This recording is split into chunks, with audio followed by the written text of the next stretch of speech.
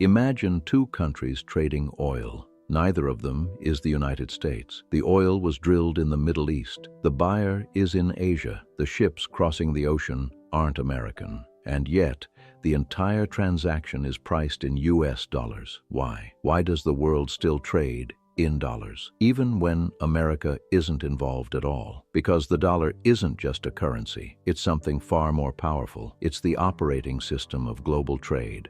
And once the world builds its economy on a system like that, quitting it becomes almost impossible. For most people, the story of the dollar is simple. The United States became the world's largest economy. It became militarily powerful. And because of that power, the dollar became the world's currency. That explanation sounds reasonable, but it leaves out something strange, because the dollar didn't just become popular. It became unavoidable. Look at how global trade actually works. Oil from the Middle East is priced in dollars. Copper from Chile is priced in dollars. Wheat from Ukraine. Container ships crossing the Pacific. Even aircraft leases between European companies. All of it, dollars. And this creates a curious situation. Two countries can trade with each other without the United States being involved at all.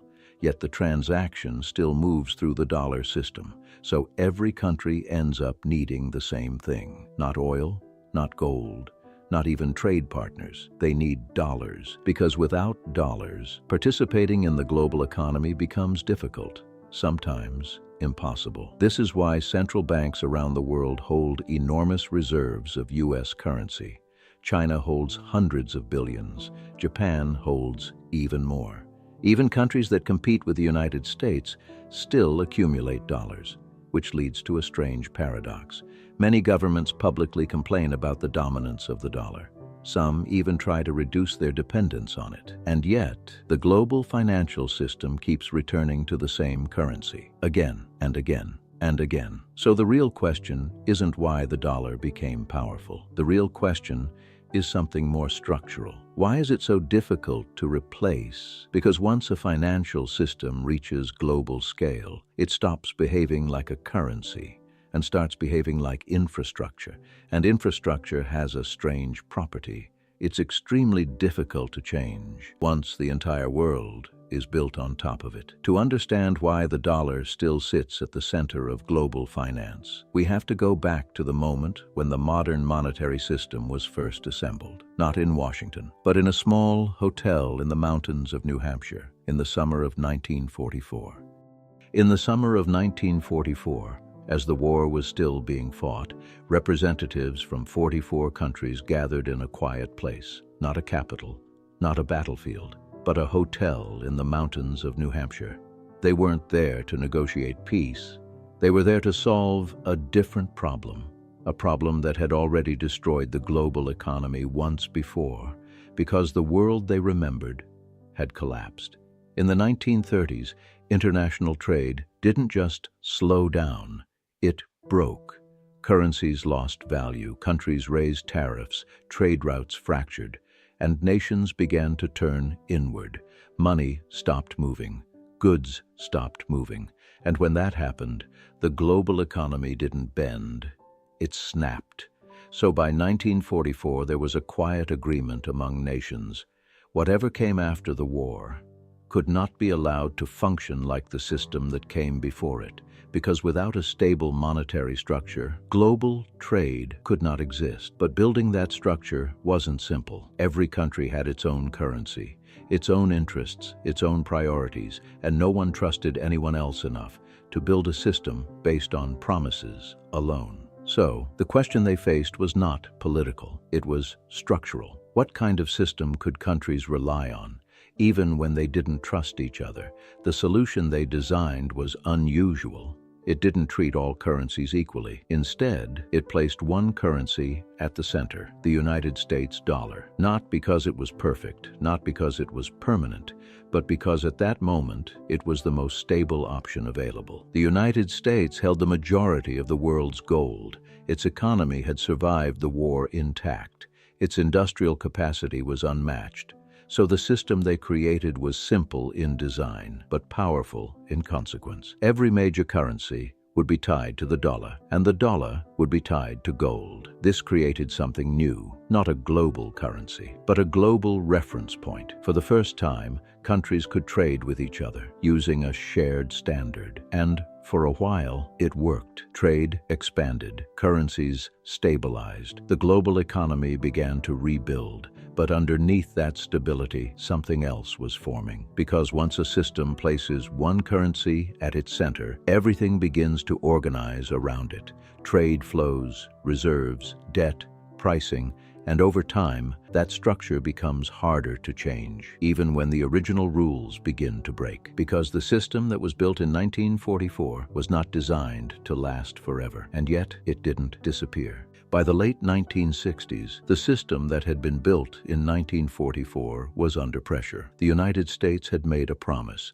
Every dollar in the systems could be exchanged for gold at a fixed rate, $35 for 1 ounce. And for a time, that promise held. But the world had changed. Trade had expanded, economies had grown, and dollars had spread far beyond the borders of the United States. More dollars were now circulating globally than the amount of gold backing them, which created a quiet imbalance. On paper, every dollar could be converted into gold, but in reality, there wasn't enough gold to honor that promise. At first, this wasn't obvious, because the system depended on something fragile, not gold, confidence. As long as countries believed the dollar could be converted, they didn't rush to convert it. But once that belief began to weaken, the system started to strain. Countries began to ask questions. If everyone tried to convert their dollars at once, who would actually receive the gold? The answer was uncomfortable. Because in a system like this, the first to move gets paid, and the last gets nothing. So countries began to act. France started converting dollars into gold. Other nations followed. Gold reserves in the United States began to fall, and the pressure built, until eventually the system reached its limit. In 1971, the United States made a decision. It stopped converting dollars into gold. The link that had anchored the entire system was cut. At that moment, the system should have collapsed. The reference point was gone. The promise was broken. By every logical measure, the dollar should have lost its role, and yet it didn't. Trade continued. Currencies remained tied to the dollar. Global finance kept moving. The system survived, even after its foundation disappeared, which creates a deeper question. If the dollar was no longer backed by gold, what was holding the system together? Because something clearly was. And it wasn't written in the original agreement. It wasn't voted on. It emerged quietly from the way the system was already being used. And once it took hold, it made the dollar even harder to replace than before. What replaced gold wasn't a new agreement. It was usage. After 1971, countries didn't stop using the dollar because by then their economies were already organized around it.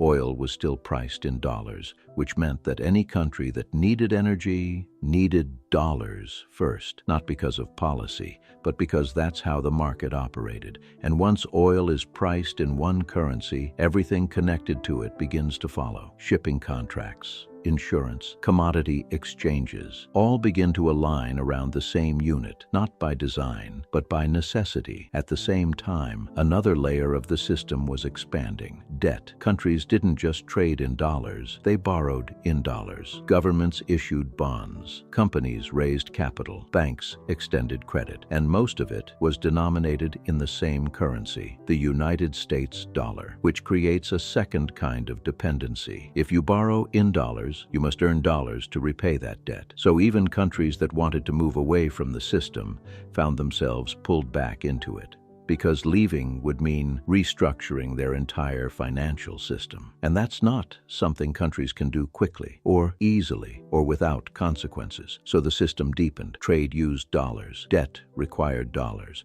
Reserves were held in dollars. And over time, this created something powerful, a network where each participant reinforces the system for everyone else. Because the more people use a standard, the more useful it becomes, and the harder it is to replace. This is the part that isn't written in any agreement. the part that isn't voted on, the part that simply emerges when a system reaches global scale. By the time countries began seriously discussing alternatives, the system was already too integrated. Replacing it wouldn't mean choosing a new currency. It would mean rebuilding trade, finance, contracts, reserves, all at once. And that's why, despite decades of criticism, the system remains, not because it's perfect, but because it's already everywhere. So the real reason the world can't simply quit the dollar has very little to do with loyalty or ideology or even politics. It's much simpler than that. The global economy inherited a standard, and once inherited, entire systems began organizing around it. Trade, routes, energy, markets, sovereign debt, corporate finance, central bank reserves, all built on the same unit. Not because it was declared permanent, but because replacing a standard is harder than adopting one. Think about something simple: the metric system.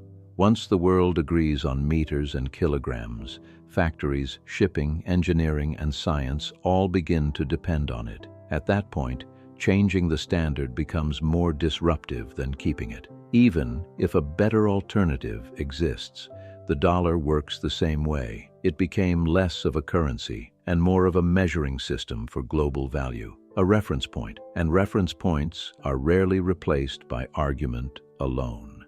They are replaced only when another system becomes easier to inherit.